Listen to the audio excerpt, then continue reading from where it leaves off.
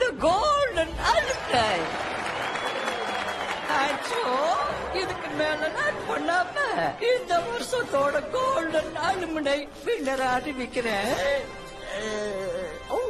My favourite student Maxim Lehman.